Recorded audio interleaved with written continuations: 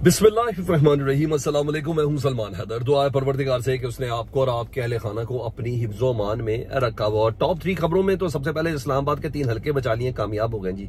Justice Jahangiri साहब ने काम से रुक गए और वो कहते हैं मेरे पास सारे सबूत हैं, 7 दिन में फैसला सुनाऊं इस्लामाबाद के 3 हल्कों का। लेकिन जस्टिस आमिर फारूक साहब तुरुप का पत्ता साबित हुए इस जिसे कहते हैं ना सेफ पैसेज के लिए। इसकी डिटेल्स हैं इमरान खान साहब की एटीसी में पेशी वाया सैटेलाइट यानी वीडियो लिंक के जरिए, और शाह महमूद कुरैशी साहब की आज एटीसी की अदालत के अंदर पेशी।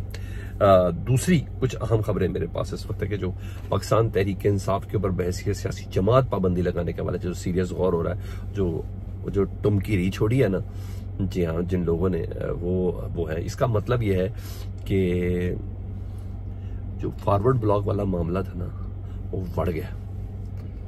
जी हाँ, पीटीआई का ज़्यादा यकीन तोड़ने वाला जो मामला था ना 15 दिन के अंदर, वो फारिग हो गया।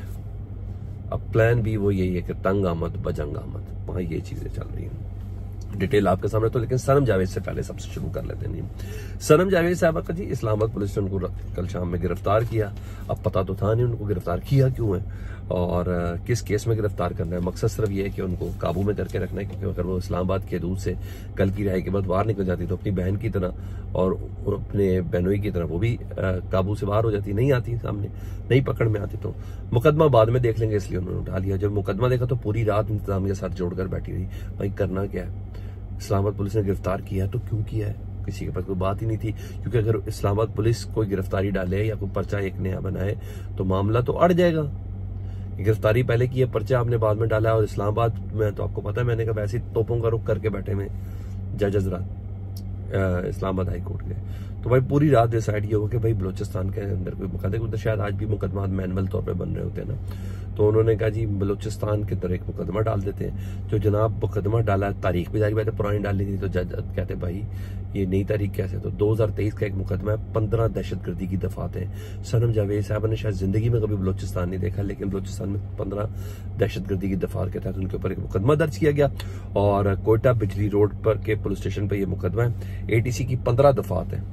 अब जिस वक्त मैं आपसे बात कर रहा हूँ, सनम जावेद साहब का राहदारी रिमांड बलूचिस्तान की जो पुलिस है वो मांग रही है कि उनको बलूचिस्तान भेजा जाए। और आप देख लें, गिरफ्तारी इस्लामाबाद पुलिस ने की है और राहदारी रिमांड बलूचिस्तान पुलिस मांग रही है ना बात। अदालत में तो ये खैर बढ़ जाने, मगर अभी जरा ताकत का इस्तेमाल ऐसा है, मेरा ख्याल है सनम जावेद का भी जब्त का आलम इतना बढ़ चुका है कि वो भी हंसती मुस्कुराती रहती है। अंदर जो चल रहा है वो कैफियत तो एक अपनी जगह पे है। इस दौरान पाकिस्तान तहरीक इंसाफ ने कोशिश जरूर की कि इस्लामाबाद हाईकोर्ट में एक दरख्वास्त दी कि सनम जावेद साहब को इस्लामाबाद के अलावा किसी दूसरे सूबे में मुंतकिल ना किया जाए, रोका जाए। तो इस्लामाबाद हाईकोर्ट रोक सकते हैं ना मुकदमे के मेरिट देख के, क्या है क्या नहीं, कि भाई नहीं जाने की इजाजत दी जा सकती। तो पाकिस्तान तहरीक के सामने कोशिश की, लेकिन उससे पहले एक और कोशिश की कि उनको जो कल गिरफ्तार किया गया वो किस मुकदमे में गिरफ्तार किया, गिरफ्तारी ही उनकी गैर कानूनी और गैर आईनी, उसकी कोशिश की। लेकिन मामला कुछ यह है कि गर्मियों की छुट्टियां आ गई हैं और गर्मियों की छुट्टियों में सब जज छुट्टी पे चले गए और चीफ जस्टिस आमिर फारूक साहब भी आज छुट्टी पर है। हालांकि उनकी छुट्टियां उन्होंने हर महीने एक हफ्ता लिया है, यानी जुलाई में एक हफ्ता, अगस्त में एक हफ्ता और सितंबर में एक हफ्ता। और क्योंकि शायद यही दिन अहम भी है छुट्टियों के हवाले से कि जो छुट्टी करेगा वो फायदे में रहेगा, और जिसने काम करना है तो जस्टिस आमिर फारूक साहब ने इस वक्त काम करना है। लेकिन आज के दिन वो छुट्टी में, और क्योंकि वो ही दरखास्त लगा सकते हैं समात के लिए। जस्टिस कियानी साहब एक दिन में 2 केसेस नहीं सुन सकते, ये उन्हीं की सवाबदीद है चीफ जस्टिस का। तो बहरहाल यहाँ ये चल रहा है, तो मुकर्रर नहीं हो सकती। कितनी ताकत इस्तेमाल हो जाएगी देख ली जाएगी।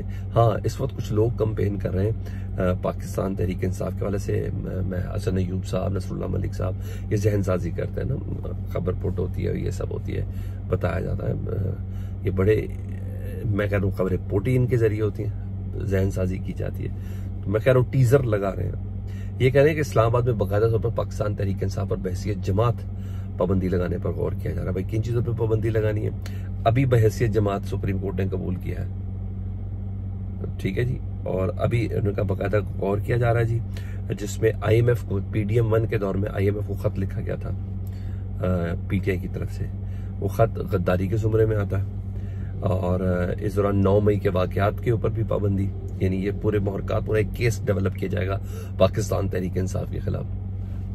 फॉरेन फंडिंग का केस जिसपे इलेक्शन कमीशन अपनी रिजर्वेशन दे चुका है, अपने कमेंट्स दे चुका है। पाकिस्तान तहरीक इंसाफ बतौर सियासी जमात उन्होंने दुनिया से फंड लिए हुए, ये है। इसके अलावा साइफर केस के मुख्तलिफ मुहरकात बना के पाकिस्तान में पैनिक फैलाई गई है, साइफर लहरा के, ये करके वो करके।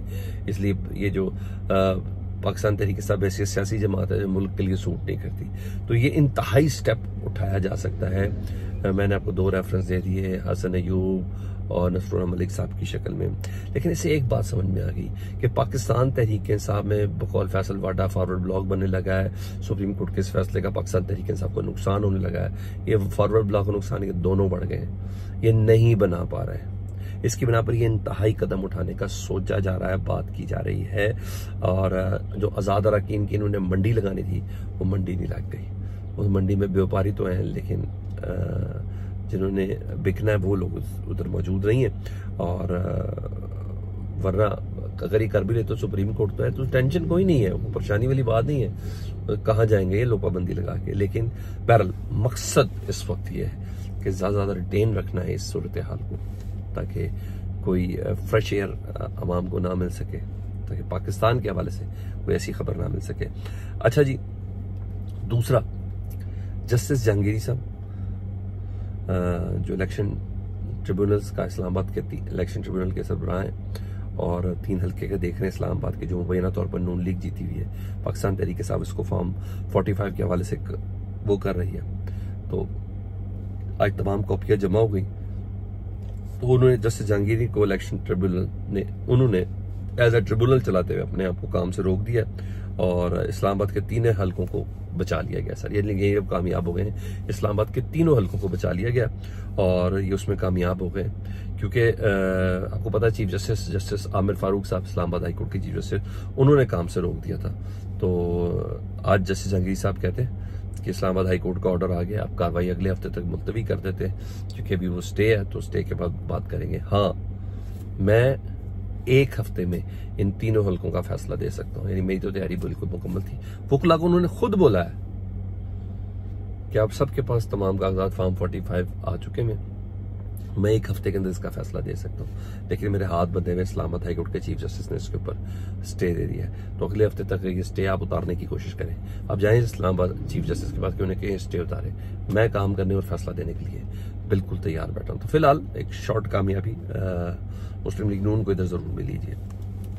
इधर क्या मामला है, पाकिस्तान तहरीक इंसाफ के अरकान जो है वो धड़ाधड़ अपनी डिक्लेरेशन जो है बयान हल्फी पाकिस्तान तहरीक इंसाफ के साथ रहने का वो जमा करा रहे हैं जी। 41 अरकान का हुक्म था सुप्रीम कोर्ट की तरफ से और पीटीआई में शमूलियत का बयान हल्फी ये लोग जमा करा रहे हैं। अब तक सिंध असेंबली के कुल 9 ही अरकान थे, 9 के 9 अरकान ने अपना बयान हल्फी जमा करा दिया है, एक भी नहीं तोड़ा जा सका। दूसरा, कौमी असेंबली के इससे मुतालिक था कि 35 MNAs अपना बयान हल्फी दे चुके हैं, अभी 6 रह गए, वो भी हो जाएंगे। मतलब खौफ कोई नहीं है, डर कोई नहीं, उन्होंने अखीर देख लिया। जो दाएं बाएं प्रेस कॉन्फ्रेंसेस करके बाहर हुए, उन्होंने अपना अंजाम भी देख लिया।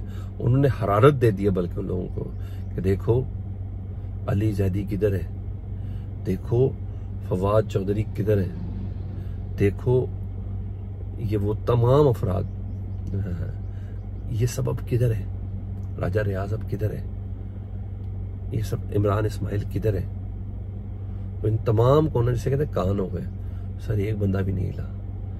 ये बन गई अब जमात, वो बनाने वाले कोई नहीं, यही गवर्नमेंट, यही ताकतवर लोग, इन्होंने इसको जमात मम्मी डैडी से ओहो हो, ये जमात बहुत पत्थर बन गई है, ये चीज है।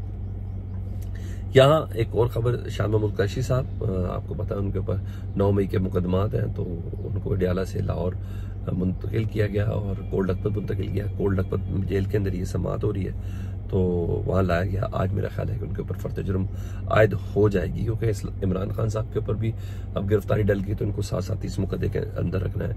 हालांकि इमरान खान उस दिन नैब की हिरासत में थे। शाह महमूद कुरैशी 9 मई को अपनी बेगम का ऑपरेशन करवा रहे थे आगा खान हॉस्पिटल कराची में, तो आप देख लें कि मुकदमात का स्टेटस है क्या। तो यहाँ ये चीज़ें इमरान खान साहब से मुतल्लिक है। आज उनको ATC की अदालत में जारी बात है, कल गिरफ्तारी डाली है, तो आज उनको रिमांड मांगना, तो रिमांड शख्स का उधर मौजूद होना जरूरी है। तो वीडियो लिंक के जरिए कोशिश की जा रही है, लेट्स सी, देखें इसमें क्या होता है। हाँ, मरी का इजलास मियां मोहम्मद नवाज शरीफ साहब का मुलतवी हो गया जी, जो आज होना था। सबको बोला वो ठंडी हवाएं नहीं असर कर रही, वो असर ही नहीं कर रही है, और वो कहा जा रहा है कि आशूर के बाद देखते हैं, कोई मखसूस नशस्तों पर रद्द-ए-अमल देना था, उस रद्द-ए-अमल को डिसाइड किया जा रहा है, करना क्या है, आगे कुआं पीछे खाई, ये चीज़ है। फीडबैक से मुतल्लिक ज़रूर आगाह करें, अपना बहुत ख्याल रखें। अल्लाहुम्मा सल्ली अला मुहम्मद व आले मुहम्मद।